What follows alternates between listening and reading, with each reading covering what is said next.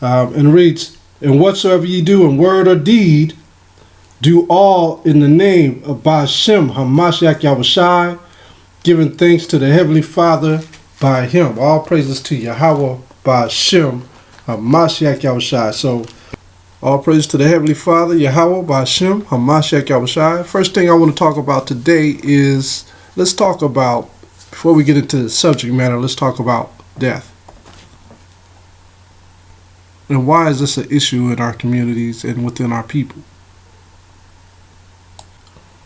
And these times that we've been here have only been like 70 to 100 years, at the longest, for some of us to live. Some of us have lived a long time, but some of us only lived 20, 30 years. But look at all these bodies, and we hear about it every day on TV. This is an illness that can't be stopped, which is death.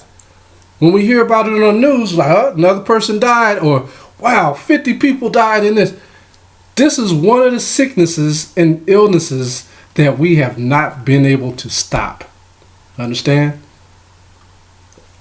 This is why Yahushua had to come to put an end to. This is the biggest illness. Death. Death. They bring fear. Men bring fear on other men based on what? Based on death. Death. People are afraid. Look at the streets of Chicago, South Chicago. People are scared to go outside their house because they're afraid of what? Getting shot down by gangs. Los Angeles, New York. Death. People are afraid of death. Look at another thing. I want you guys to look at how America has the medical world, the medical field. That's another world, the medical world. They strategize on prolonging life, right? They always prolong life, but they never do it spiritually. Their spiritually is not according to, the scriptures. They use the Catholic book. Okay, the Catholic has a strong influence over the medical field, but it's not according to the Holy Bible. And I'm saying word for word, going through the scriptures and saying what the Holy Scriptures is saying. For example, the Holy Scriptures is all about His people. Let's go to Ezra's, second Ezra's, and let me show you what Ezra said. They don't talk about this in hospitals. Second Ezra chapter 8, verse 15. And it reads, "Now therefore, Lord, our power, I will speak touching man in general." Who is man in general? Every man on this earth, every woman on this earth. "Thou knowest best." The Most High knows about mankind on this earth. "But touching thy people, for whose sake I am sorry." Who is this people? We're going to read verse 16. "And for thine inheritance, for whose cause I mourn, and for Israel, for whom I am heavy, and for Jacob, for whose sake I am troubled."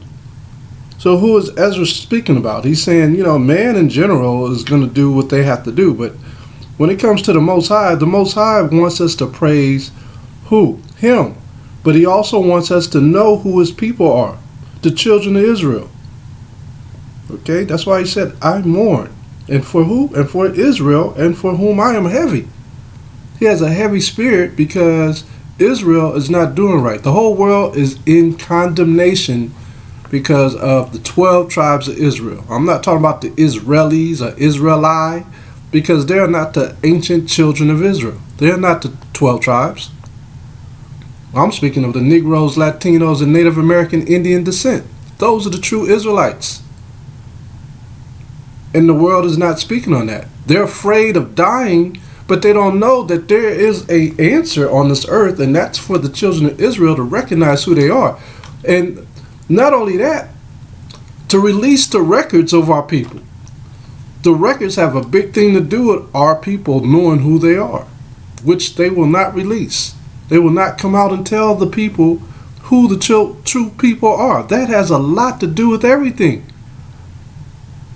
If they tell the world who the true people are, guess what? All this death will stop, because these people will have to recognize that they had a Messiah, and they still have a Savior, the Messiah, who told them to follow him to the Father, who is Hamashiach Yahushua, which is the conqueror of death.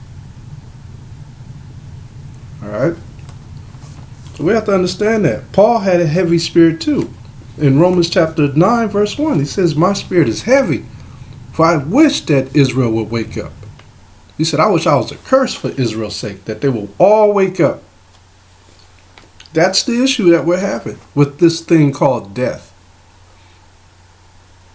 When you watch the movies, what is the biggest thing that they try to overcome? Death. Okay? Raiders of the Lost Ark. When you watch that movie, how many bouts of death did he have that he overcame? That's what the whole thing is about, escaping death. But not escaping death spiritually. You may try to escape it physically, but spiritually, are you ready?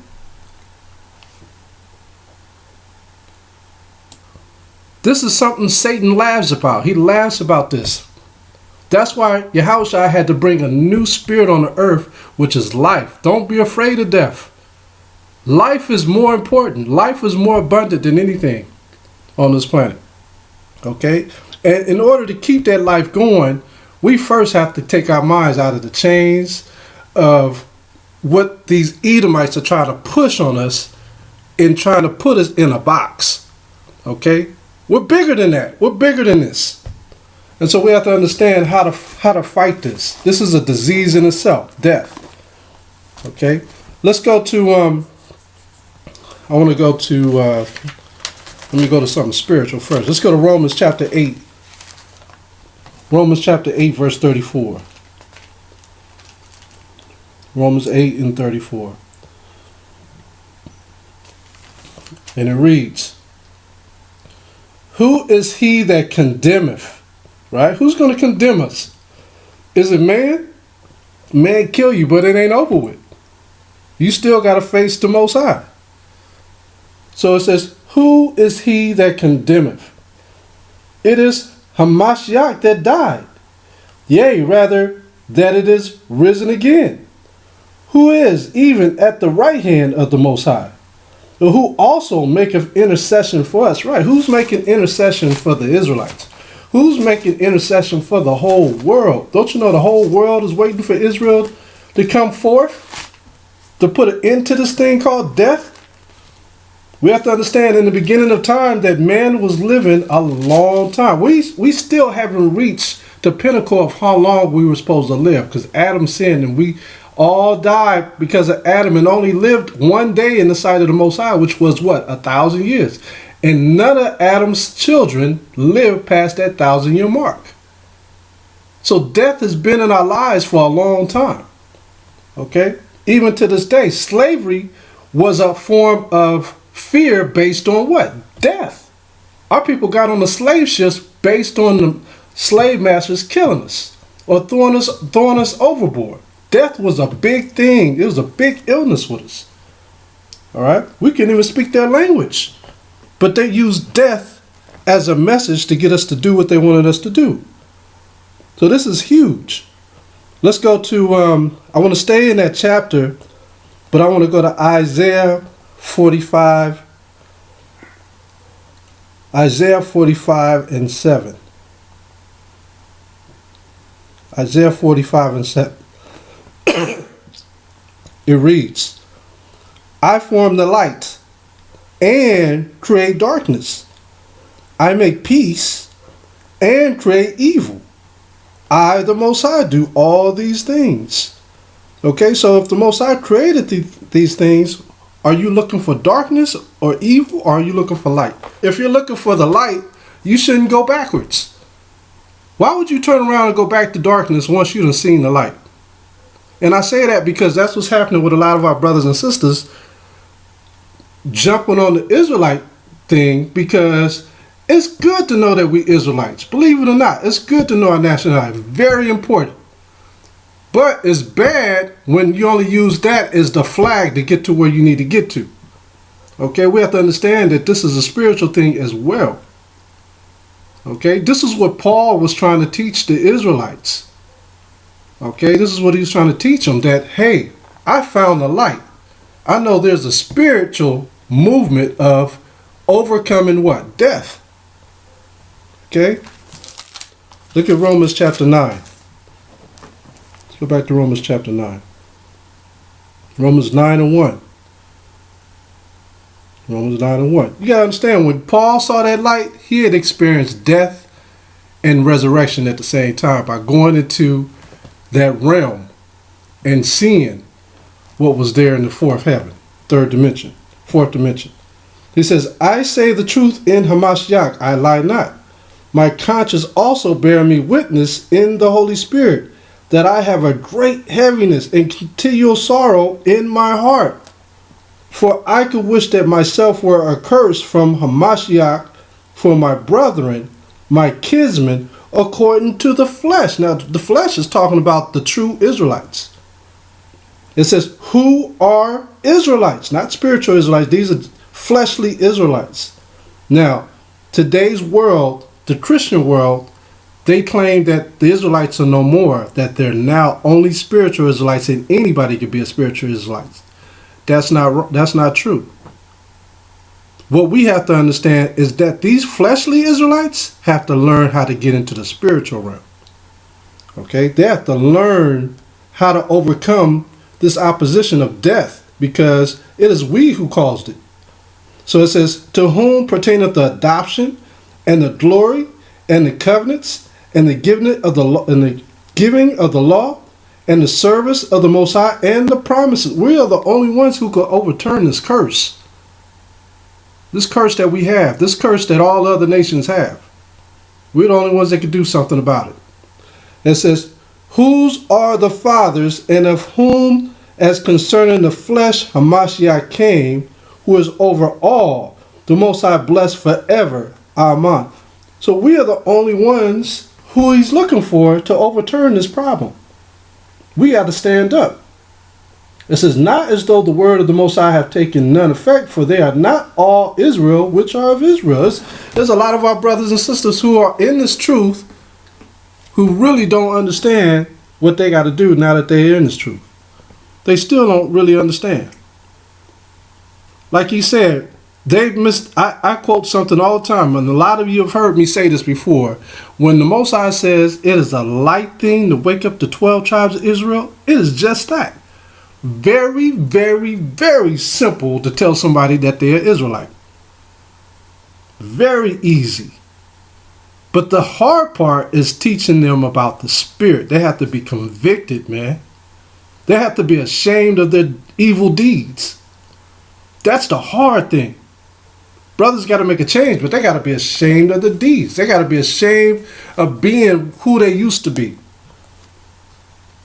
That's the issue. Okay? And that's affecting us from children all the way up to elders. Okay? Let's go back to Romans chapter 8. Romans chapter 8, verse 35.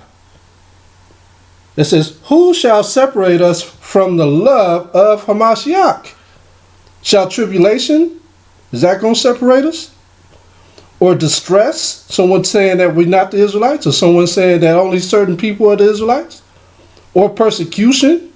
Is that going to stop you from loving Hamashiach? You know, because he was the door that got us to the Most High. Was it famine? Was it poorness? Being poor? Being in poverty? Is that what changed us? I mean, a lot of us don't like being in poverty, man. We work hard because a lot of us experience being poor. So a lot of us don't want to go back to that. So we work hard. We work overtime. We work these hours just so we don't have to be poor, because we lived that way before when we didn't have no money. So we work hard. You know what I mean? Are you going to give up the Most High and the Son for that? It says, or nakedness, or peril, or sword. Okay, you're going to give up the Most High, Yahushua, for that? It says, as it is written, for thy sake we are killed all the day long.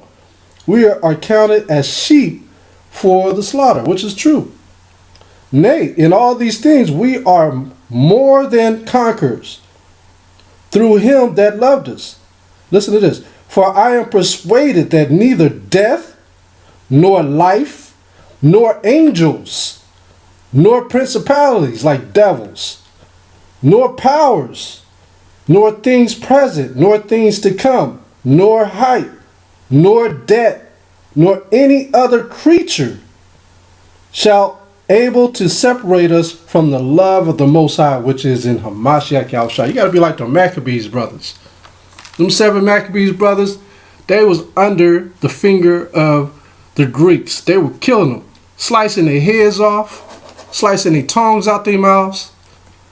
They never forsaken the Most High and the Son, Hamashiach Yahushua. They never forsaken them. So, that's why I said sometimes brothers search too deep and miss the mark. You don't want to do that. You don't want to search so deep where you stop believing. And that's why I read that, because he's given all these examples that we are not, and these are some pressure points when he mentions conquerors and death and all these things, angels and demons, and you still going to hold your integrity? That's heavy. You under pressure, persecution, under the needle, under the scrutiny of a doctor. Who else you gonna go to? You can't go to nobody else. You go to a doctor tell you something. You ain't really got too many other options other than the Most High. You go to another doctor, he may tell you the same thing. He might be in cahoots.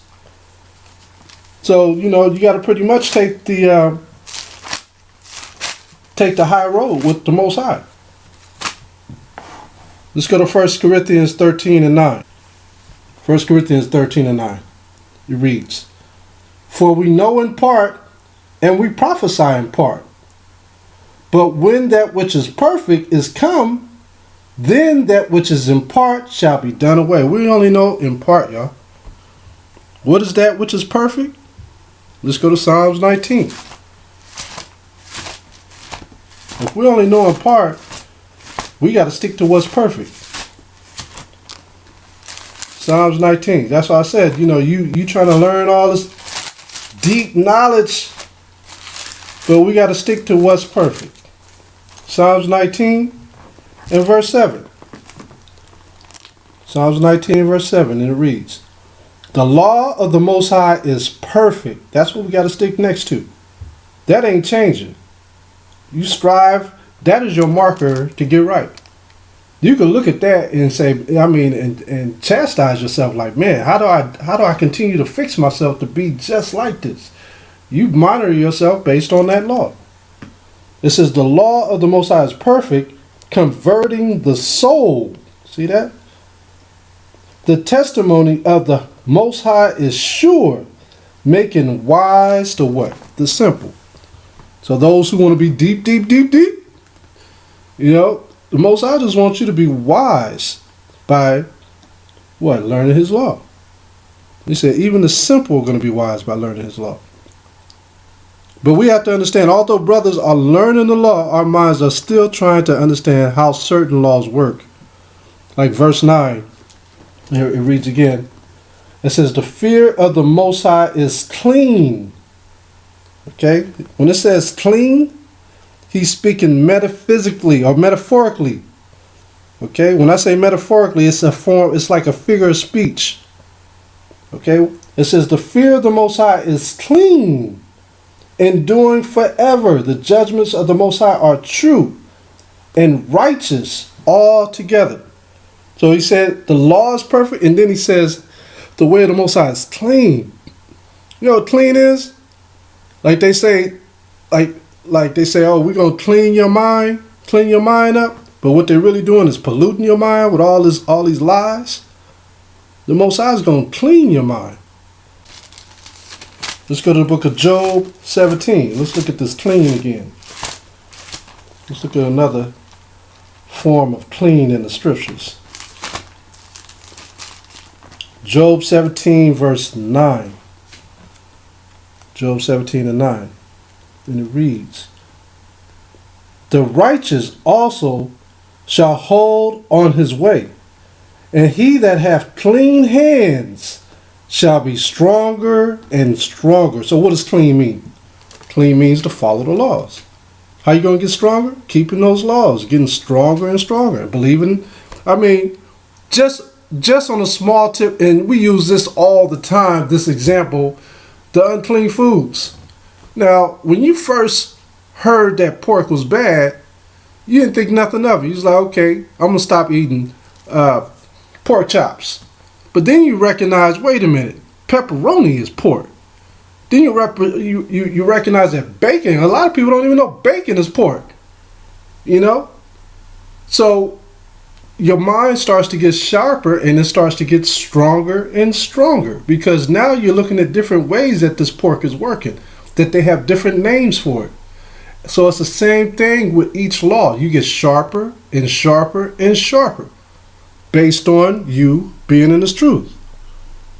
You know, it's only natural for you to try to figure these things out. Now that's not going deep, deep, deep. Okay? Deep, deep, deep is trying to go away from the Most High. That's a lot of brothers, they go deep away from the Most High. But to go deep into the law, that's a blessing when you're trying to learn what's right and wrong. Okay? But it mentions when the book is closed, will you remember the Most High's ways and keep his sayings? Okay? And the more that you read, the more you remember. And the more you remember, the more you grow. Stronger and stronger. Okay? Let's look at the opposite of clean hands. Let's look at the opposite of it. Let's go to Psalms 26.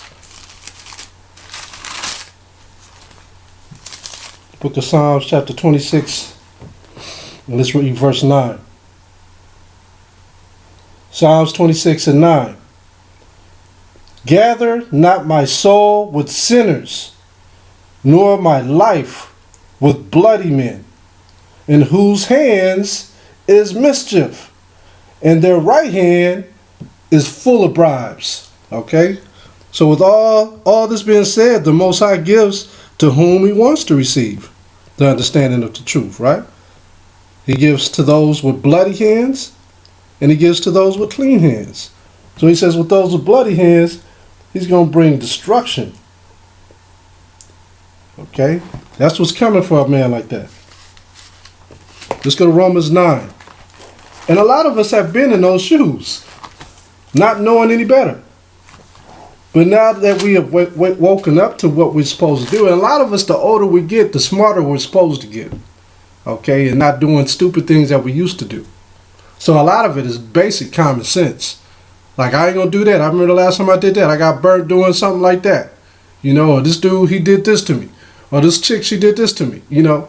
So you learn from experience. But when you read the scriptures, it's supposed to strengthen your understanding of why you went through that situation or that circumstance and repent for that matter. I'm still repenting for things I did when I was 10 years old that I'm remembering in my mind. Okay? I'll be put in a situation or I'll go somewhere where I was when I was a kid and I'll remember like, oh man, I knew I wasn't supposed to do that. You know, I repent right there on the spot for that. So it's a lot of things that we learn through the scriptures that, you know, what we did back in those days was wrong. Let's go to Romans chapter 9, verse 15. Romans 9 and 15. For he saith to Moses, I will have mercy on whom I will have mercy, and I will have compassion on whom I will have compassion. So this is what he was telling Moses about his people. Even when it comes to the other nations, he's going to have mercy on who he wants to have mercy on. So when you have when you have aged in this truth and still in the spirit, you can almost tell when a brother starts to tiptoe into reprobatism. Reprobatism is a form of walking away from the Most High, or someone without clean hands, or someone that's in the truth and going to the wayside because he's not following the truth anymore. All right, so it's just understanding what the Most High wants us to do, and like Paul said, it's a race that we run. We got to run this race. Let's go to Matthew 16. It's a race with bumps, man. It's a race with tomatoes being thrown at you. It's a race with onions being thrown at your face. You know, it's one of those type of races. It ain't a smooth race. It's a different, like I said in the beginning, when you in a boat and you see a storm coming, best believe that you're about to go through something and be redeemed if you keep your self-will and your belief. I want to go to Matthew 16 and 20. Matthew chapter 16, verse 20. Right here. And it reads, Then charged he his disciples that they should tell no man that he was Hamashiach Yahushai. From that time forth began Yahushai to show unto his disciples how that he must go into Jerusalem and suffer many things of the elders and chief priests and scribes, and be killed, and be raised again the third day. Then Peter took him and began to rebuke him, saying, Be it far from the Most High, this shall not be unto you. But he turned and said unto Peter, Get thee behind me, Satan. Thou art an offense unto me, for thou savorest not the things that be of the Most High, but those that be of men. You got to remember, the thing with the Most High is things that or I'll put it to you this way, things of this world that we think are of dignity are the opposite to the Most High.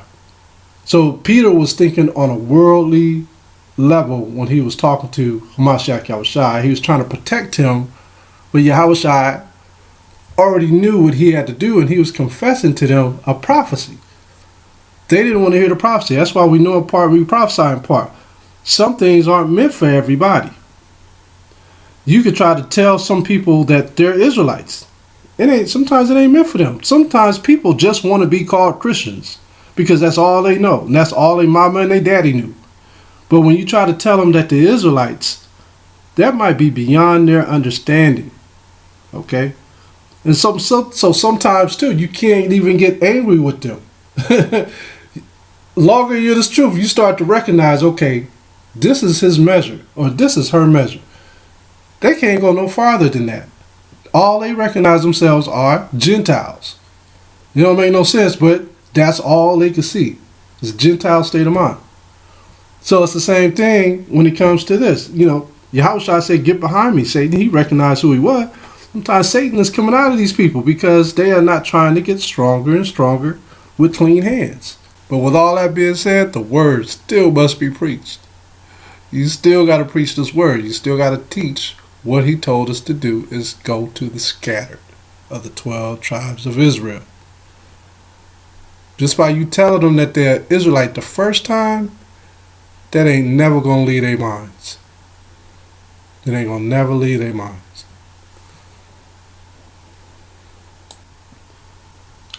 So it's a form of mercy that we also must give towards our own people. Which is a difficult thing to do when you're trying to explain them the truth. Look at Matthew 5. Matthew 5 and 7. Matthew 5 and 7. Look at what he says. This is when he was on the mountain talking with the disciples, which is called the Sermon on the Mount. It says, Blessed are the merciful, for they shall obtain mercy. We got to have mercy for our people too, because they don't know no better. A lot of our people are coming from old mind states, okay, and they are not trying to change. Some of our youth they'll wake up quicker than some brothers and sisters who are aged, only because they have an open mind. But for the most part, we got to be merciful towards our people, even when teaching the truth. We can't be like a hammer on them, all the time. We got to have mercy and give them what they can only take or what they can handle. So when someone starts going against prophecies and saying strange things, then they either been possessed or they just lack understanding. You look at some of these sayings with just flipping the script when it comes to brothers and sisters out there in the media world. Here we are, we done broke down all these scriptures on calling Esau the so-called white man. We done went through archaeology. We done brought all these manuscripts from the Library of Congress that nobody could get. We bring them out, and then we present it to our people, and then they reject it. And then they turn around and call Esau the Arabs. After all of that research, their brothers done did, you see? So it's like, how do their minds function if you're presenting them with factual proof? And they can't understand it, and they turn around, well, that's not factual proof, because it's so easily for them to receive it off the media, because they didn't have to work for it. It's easy for them to reject it. But for the brother or sister who had to search for it, it might have took them years to find it. It might have been one manuscript left out of 40 that existed over the last 600 years, and that brother may have been able to attain that one manuscript and order it, and it's being shipped through Amazon or whatever through different countries, getting beat up all the way to their residence, and then they make a video and present it to the brothers on the YouTube, and the brothers reject it. You see, and so what that does is spear the faith of people. It spears it downwards, because here you have true knowledge coming out, but people are rejecting it. Okay, so it's something that we have to start to, we got to start analyzing this stuff, because we have to remember what came out first. What doctrines came out first? Okay, the doctrines that we always had were always there. There's so many new doctrines coming out. Another one is, a lot of brothers say that only the darkest Negroes are Israelites. Okay, you got Hamites. When do you make the decision or the discrepancy of Ham versus Negroes? The Negroes are Shemitic. We have so many different factual manuscripts that prove that the Negroes have always been Shemitic people. Even when you look at the scriptures in the Holy Bible, in the book of Acts chapter 13 and 1, they were calling the disciples Niger. It's the same fashion, same form, same way of pronouncing it. We pronounce it different here in the United States, but these disciples were all Shemitic men.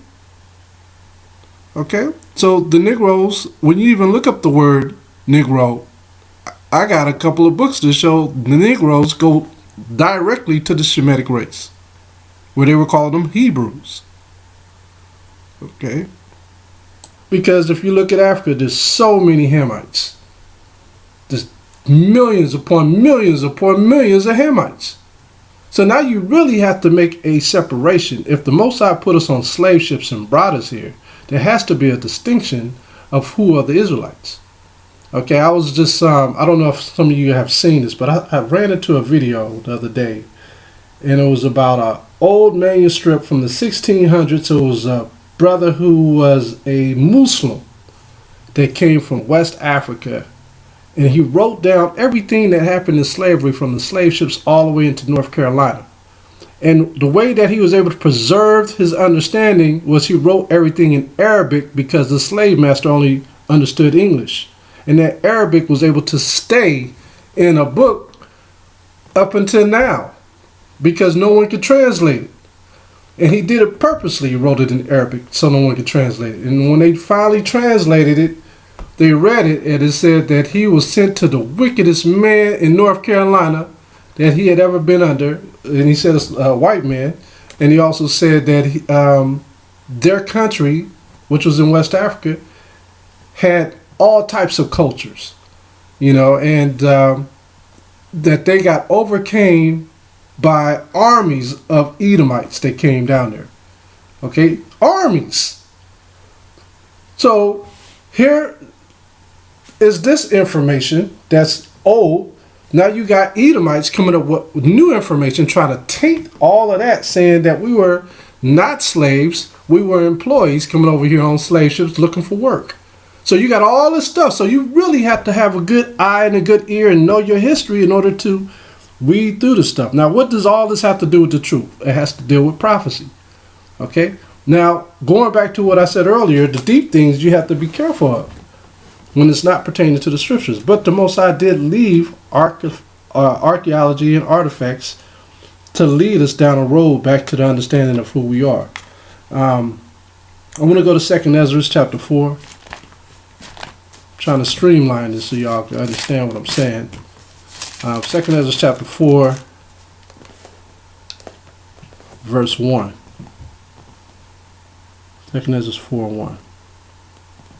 And it reads, and this is when Ezra thought he was so smart that he could outthink the Most High's angels.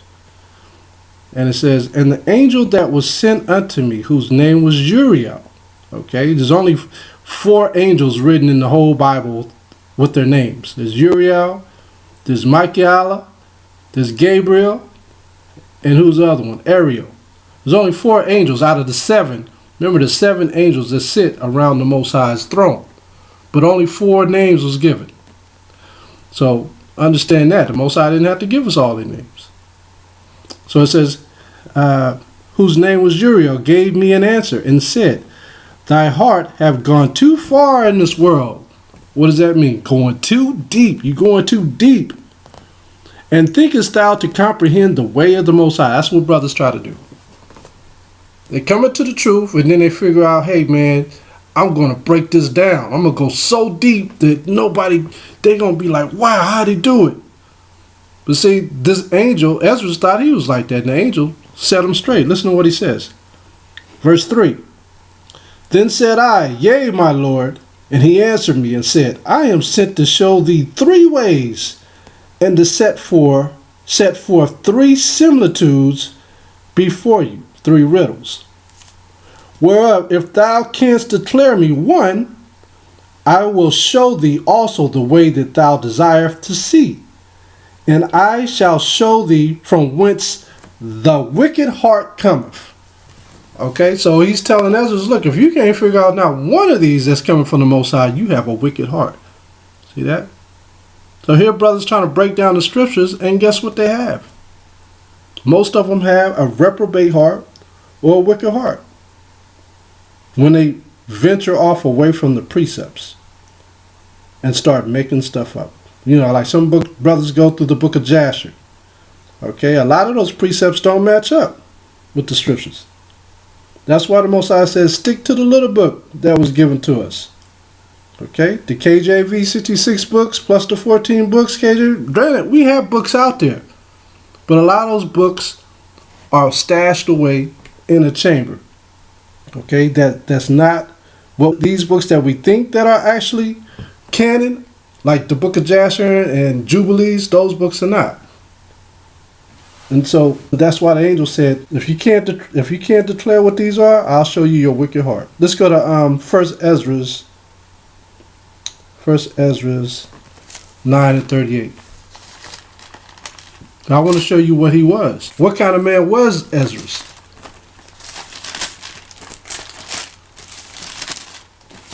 Because the angel just didn't come down and talk to anybody. Normally angels came down to deliver a message for that person to deliver a message to Israel. That's normally the only reason why an angel would come down to speak to someone. First Ezra chapter 9 and verse 38. Okay, and it reads, and the whole multitude came together with one accord. Who's that whole multitude? Israel. Into the broad place of the holy porch toward the east. They were at the temple. And they spoke unto Ezra the priest and reader. What was Ezra's now? He's telling you what he was. He was a priest and he was also a reader. This is a priest that read out in the public square. It says that he would bring the law of Moses that was given unto the Most High of Israel. Now listen closely what they call Ezra here. So Ezra, the chief priest, brought the law unto the whole multitude from man to woman and to all the priests to hear the law the first day of the 7th month. So back then, okay, so right now, Yahushua is our chief priest. Right now, he is our chief priest up in the heavens that sits on the right-hand side of the Most High. He's our chief priest. We don't have a chief priest today, that's on the earth. Okay? Back in those days, chief priests were selected like Indian chiefs on the reservations. I don't know if y'all know how Indian chiefs are selected on reservations, but there is one Indian chief that resides over the whole community of the Indians, I believe for 1 year, just like in the Bible. And then after that year, guess what? They rotate, and then a new chief priest comes in. And so that's what Israel used to do. So Ezra was a chief priest back then. He was residing for that particular time. So this is why the angel came down to him, because what was Ezra? He was a chief priest, and he was also the reader of the law. So if he was going to do all of these things, the Most High sent the angel down to talk to him to do what? To teach Israel right from wrong. To teach Israel about his prophecies. So Ezra was above the people spiritually. Okay, let's go back to 2 Ezra chapter 4. 2 Ezra chapter 4 verse 4. 2 Ezra 4 and 4. So it says, whereof if thou canst declare me one, I will show thee also the way that thou desirest to see, and shall show thee from whence the wicked heart cometh. Now, what precept can we show that the heart is wicked? If we go into Jeremiah 17,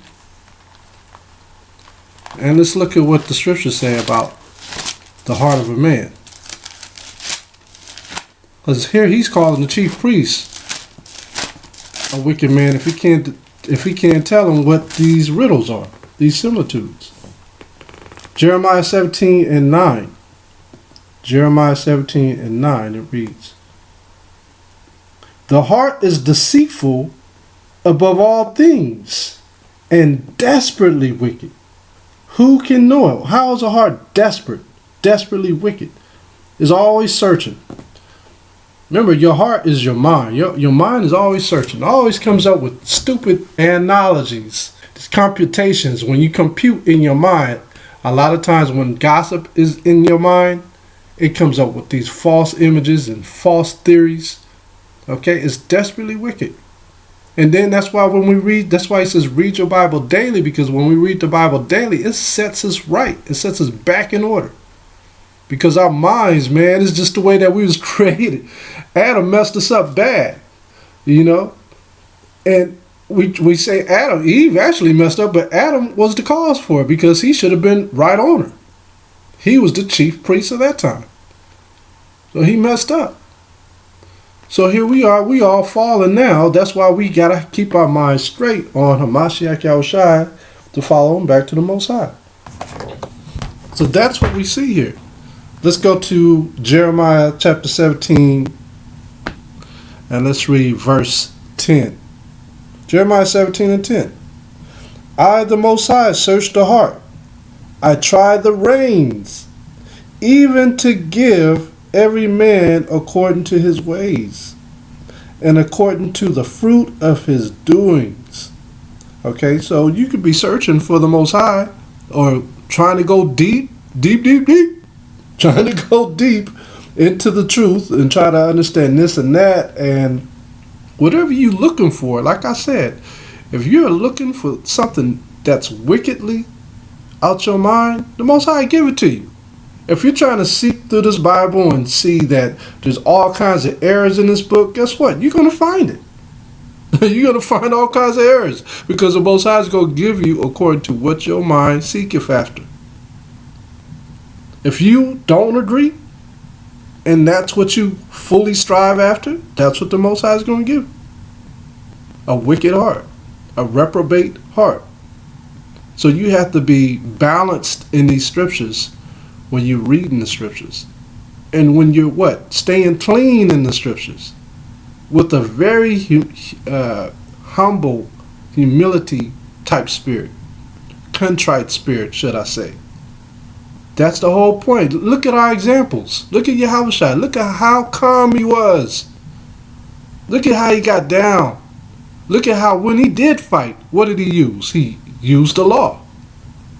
Everything was Thus saith the word of the Most High. Boom, he gave it to him. You say you are gods? Isn't it written in your book that it says that ye are gods?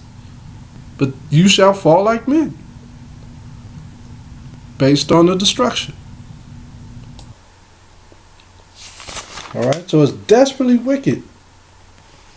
You know? So I mean, the seeking is almost like straining out a net, the way he says, desperately wicked. It's like it's always churning to search wrongly. So the Most High will give you a wicked spirit too. If you start to search out wicked things, he'll also give you a wicked spirit.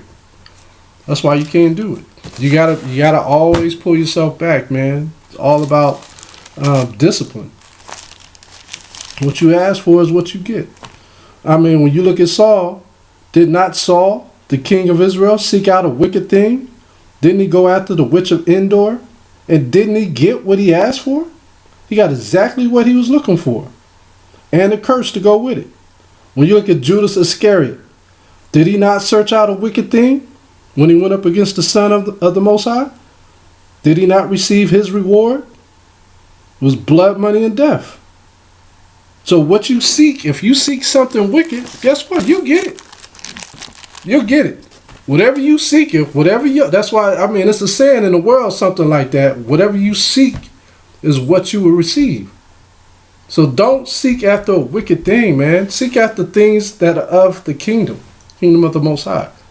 Because you can't afford to mess up. I mean, none of us want to be sitting in darkness after this life. I don't want to be in darkness. You know what I mean? Imagine once you wake up in darkness, that's it. Ain't no coming back. Ain't no saying, oh, I messed up, let me go back and fix it. It's done. So, you know, that's why I said be cautious of brothers and sisters that are on the tube saying certain things, because a lot of them are just not spiritually equipped to follow Hamashiach Yahushua. We got to be cautious, man. Our souls are on board on this. And we got to help other people get there too. Okay? This is the charity that we got to present. Let's go to Wisdom of Solomon. Book of Wisdom of Solomon. Let's go to chapter 1. Wisdom of Solomon, chapter 1, verse 3. Wisdom of Solomon, chapter 1, verse 3. In the Apocrypha. It reads, for forward thoughts separate from the Most High. We just read in Jeremiah 17 and 9, it says, for the heart is desperately wicked. That's the same thing as forward thoughts. It separates you from the Most High. And his power, when it is tried, reproveth the unwise.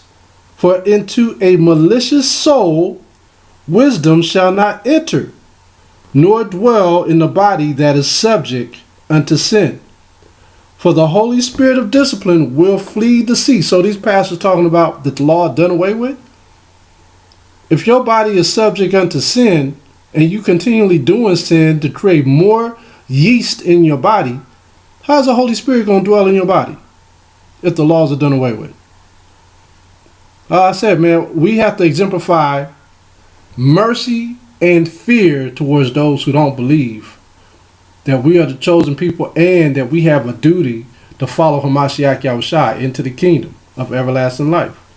So it says, for the Holy Spirit of discipline will flee deceit and remove from thoughts that are without understanding, and will not abide when unrighteousness cometh in. Listen to this. For wisdom is a loving spirit. A lot of us don't know what that is, that loving spirit. You can almost exemplify that on a day-to-day basis. The loving spirit of the Most High towards one another. You know what I mean? It's kind of like music. It's like a rhythm. It says, and will not acquit a blasphemer of his words. For the Most High is witness of his reins, his insides, and a true beholder of his heart, his mind, and a hearer of his tongue. This is serious, man. Serious stuff. It's like I said, once you dead and gone, it's a wrap. The laws are a loving spirit. Israel, think about it. Israel, his people, is a loving spirit. To the Most High, we are a loving spirit to him. He loves. He said, my beloved. He didn't call Esau that. He said, I hated Esau. But he said to his people, my beloved. You ever call your woman beloved? You my beloved. Okay? Talk to some of them people that have been married 65, 70 years to one woman. That's their beloved. They still look at that person with love from the first day they saw him. Okay? That's how the Most High looks at us. He loves us. When you look at Israel, who is us to resist the understanding of the Father? We got to be those that pray without ceasing and believe.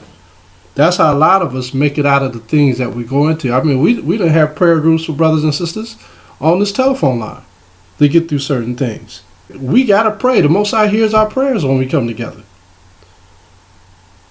Let's go to Psalms 85. It ain't like none of us ain't going through stuff. We go through some stuff and some serious stuff. We all need help. Sometimes we can't be too proud. I know us men, sometimes we get too proud to ask for prayer. But we got to ask for prayer too. We go through just as much stuff as the women go through. Psalms 85 verse 11.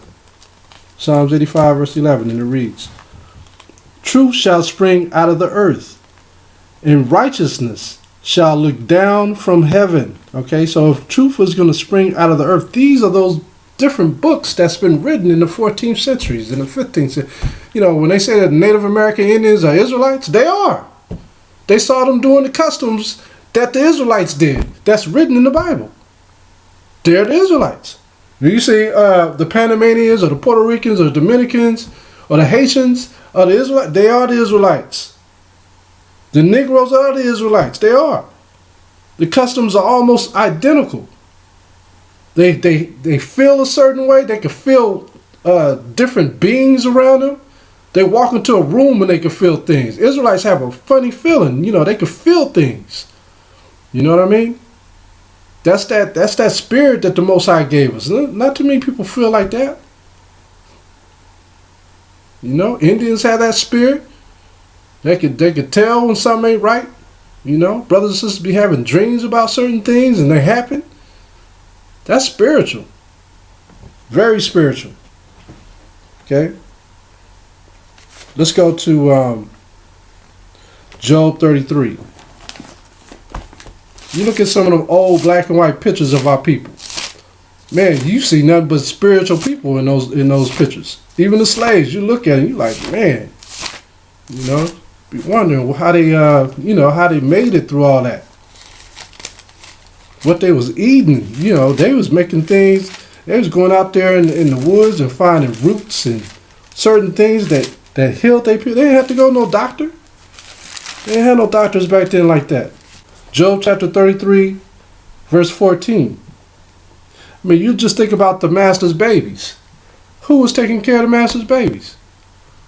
It was our women. Our women was taking care of them. Who you think that was healing them? They was getting fevers and everything. It was our women that was taking care of their babies, showing them how to treat them and how to heal them. Job chapter 33, verse 14. For the Most High speaketh once, yea, twice. Yet man perceiveth it not, in a dream, in a vision of the night, when deep sleep falleth upon men, in slumberings upon the bed. Then he openeth the ears of men, and sealeth their instruction, that he may withdraw man from his purpose and hide pride from man. See, this is when you think that you're going to do something the next day and it don't go your way. Based on your pride. You know, you get that half smile like you don't won. You don't won, you done conquered. Most High throw a wrench in you, and he'll do that to your enemies too. When they think they got you in the spider web, he'll bring you out of it. As soon as they think they got you, you pray to him, he'll get you out of it. Same thing. Let's go to Job. So with that same saying, the Most High also put his spirit on the enemies to write certain books for us. Okay, Job 31 and 35, it reads, Oh, that one would hear me. Behold, my desire is that the Almighty would answer me, and that mine adversary, who is our adversaries? So-called white man, so-called Egyptian man. It says, and that mine adversaries had written a book. Surely I would take it upon my shoulder and bind it as a crown to me. I would declare to him the number of my steps as a prince would. I go near unto him. So the Most High had Esau do what? He helped put this book together. King James assigned it. But who's printing these books right now? I know ain't no black companies printing no Bibles. Who's putting these Bibles together for us? And every time they print one of these Bibles, we purchase one. What are we doing? We're putting it as a crown upon our head. This is my book. This is my heritage. So it's the same thing with all the things that are springing out of the earth. Why is all this truth coming out now? Why is all these things that are in the artifacts coming out now about that we're the Israelites? Why wasn't it coming out 100 years ago? How come nobody knew about it back then, the way that we know now? So Most High put things right in front of us. Let's go to Revelation chapter 22. Revelation 22, verse 2. Revelation chapter 22, verse 2, and it reads, In the midst of the street of it, and of either side of the river was there the tree of life. The tree of life. This is the same tree of life that was with Adam and Eve. It said, which bare 12 manner of fruit, and yielded her fruit every month. Who is the 12 manner of fruit? The 12 manner of fruit are going to be 12,000 from this tribe, 12,000 from that tribe, 12,000 from that tribe. The 12 manner of fruit are from the 12 tribes of Israel. Okay, each fruit represents a 12 tribe of Israel. It says, and yielded her fruit every month. And the leaves of the tree were for the healing of the nation. So who has to get in order for this healing to take place? It's the Israelites. We have no quarrels or nothing against these people. We're just trying to get back into our rulership role. Once we get back into that role, guess what? The fruits will come out. We'll be able to heal the nations. This is what we have to have. We have a mannerism that's different from all other people. Each one of our tribes. That's why when you read Genesis 49, it talks about the 12 tribes of Israel. Each tribe is different. Ain't none of us the same. We're the same blood. But guess what? Well, we all have the same father. But guess what? We all have different mannerisms. And each mannerism is for a reason. The Most High created that for us to govern the earth.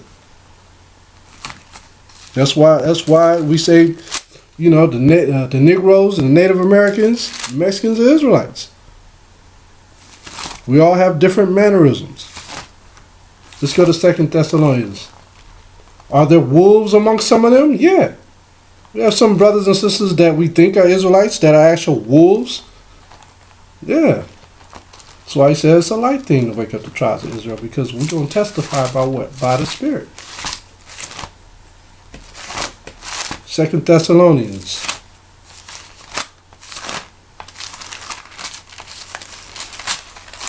Second Thessalonians, and let's go to chapter 3, verse 11. 2 Thessalonians 3 and 11. When it reads, for we hear that there are some which walk among you disorderly, working not at all, but are busybodies. That's what you see on YouTube and Facebook. Busybodies. Are they talking about the Spirit? They ain't never talking about the Spirit. Always talking about, oh, I'm an Israelite. Oh, this is how you know the DNA chromosome Y and S. They ain't got nothing to do with the Spirit. Okay? Nothing to do with it. Verse 12.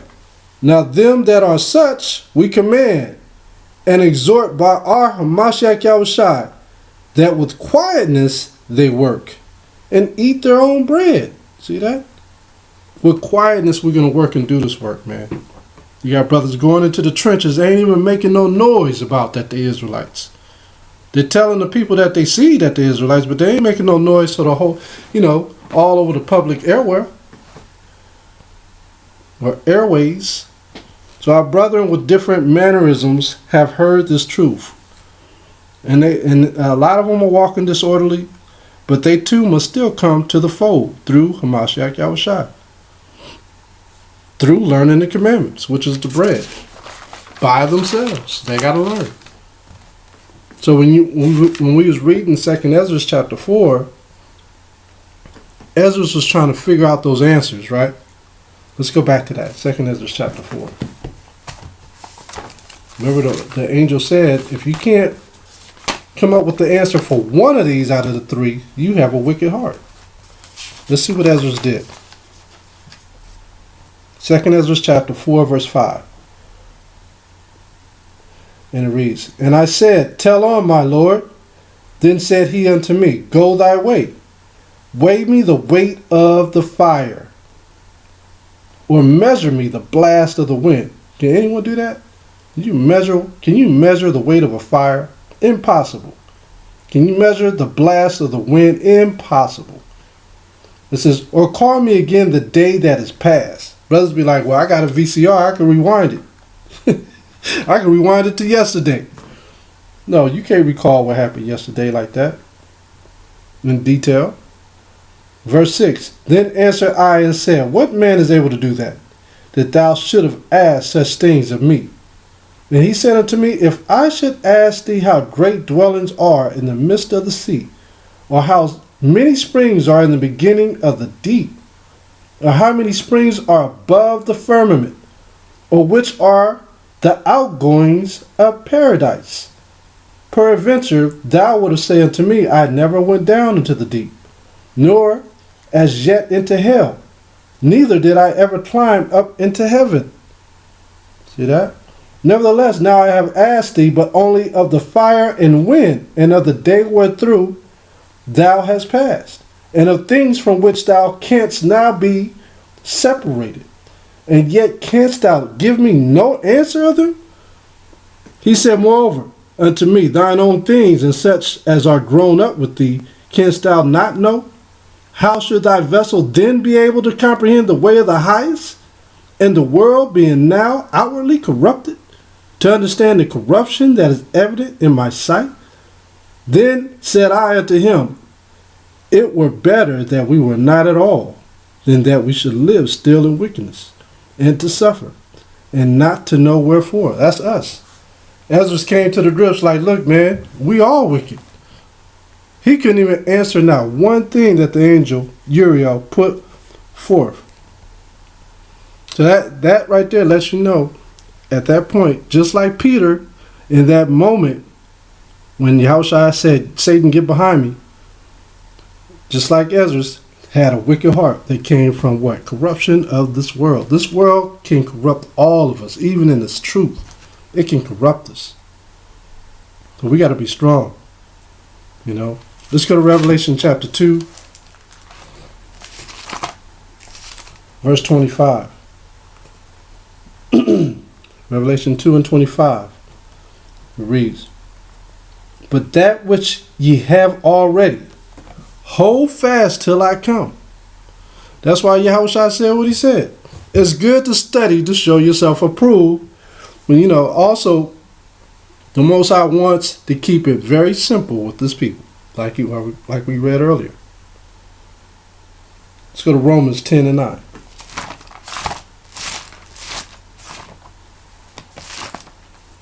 Got to keep it simple, man. Not too deep. You know, not too evil, not too good. Just right in the middle. Romans 10 and 9. It reads, that if thou shalt confess with thy mouth the Hamashiach, and shalt believe in thine heart that the Most High have raised him from the dead, thou shalt be saved.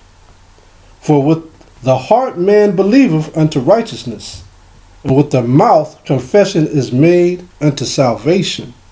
See that? This ain't Christianity like that. This is following the Most High and the Mashiach and the Most High's will.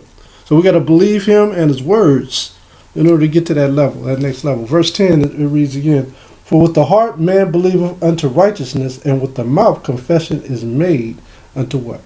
It says the mouth is made unto salvation. Okay? There's so many precepts on this alone. So many precepts. Let's go to verse 16. But they have not all obeyed the gospel. For Isaiah saith, Hamashiach, who hath believed our report? So then faith cometh by hearing, and hearing by what? By the word of the Most High. It always changes you. It always makes you feel a certain way when you hear the word of the Most High. Don't it? There's something about it. It moves you. No other book could do that to you. No other book. When I read the Quran, it was like just dead. It didn't do nothing for me. All right. So that discussion of the flat earth theory is another one. That's a bad discussion when it comes to the Most High. The discussion that, there's no Messiah. That's another bad discussion. How can you say there's no Messiah with all this written? Discussion that the Bible was tampered with. That's another bad discussion. That's a bad report. Okay, let's go to 1 Corinthians chapter 12.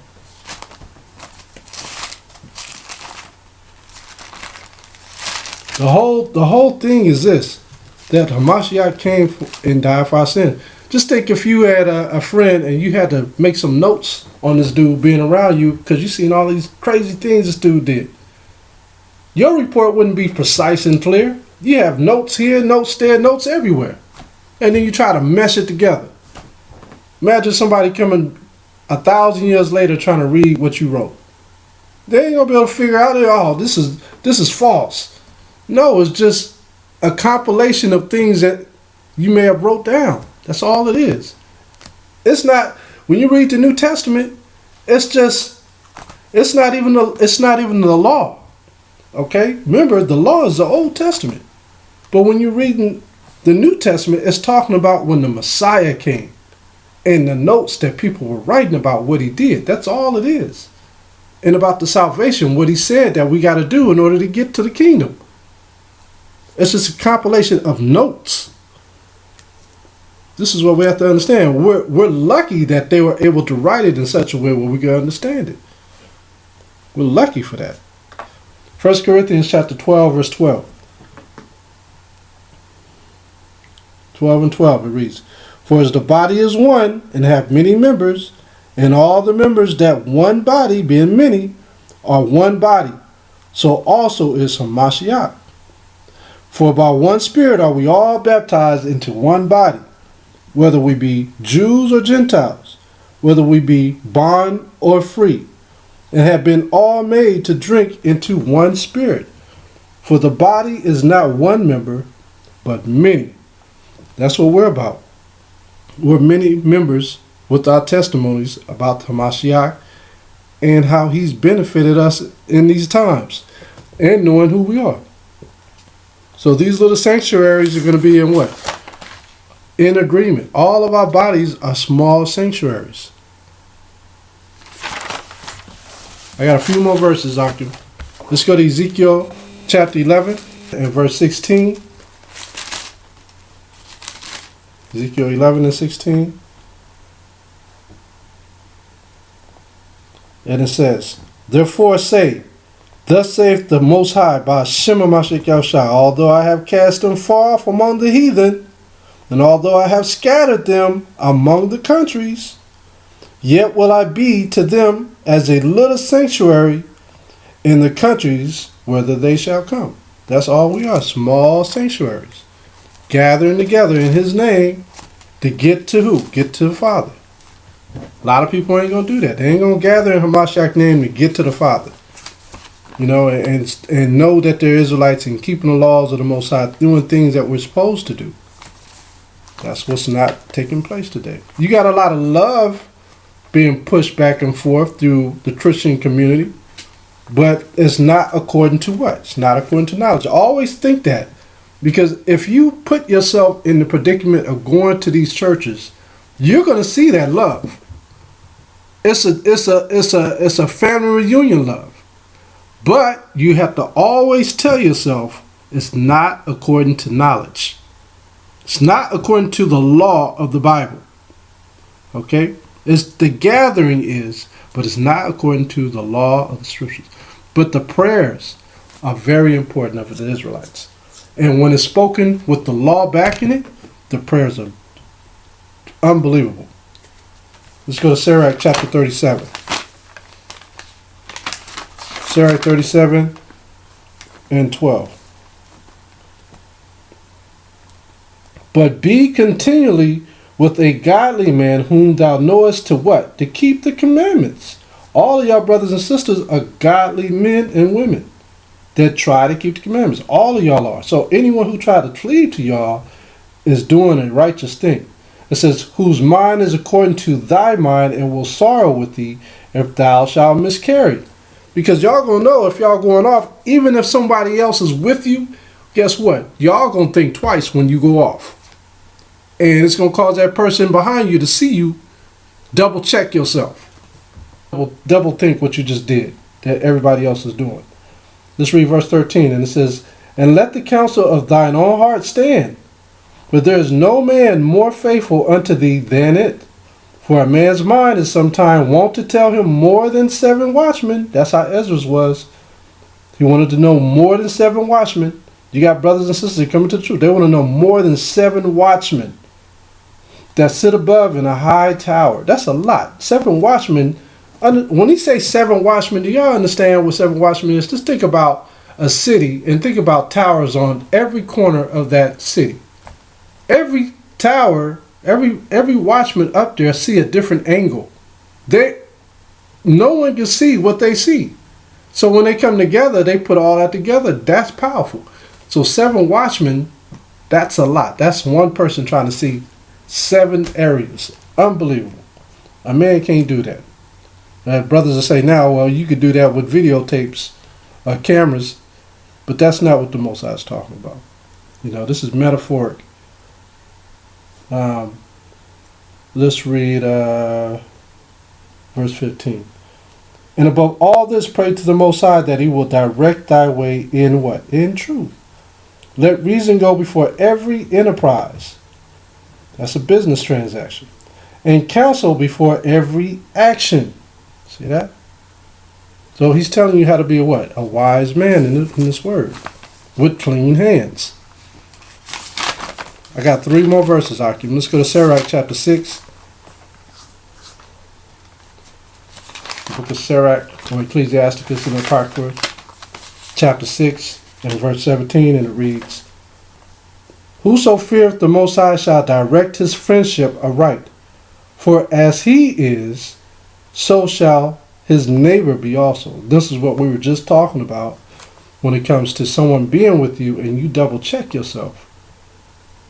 You're going to guide your neighbor in the righteous paths as well. You're going to save his life. Let's go to John chapter 12.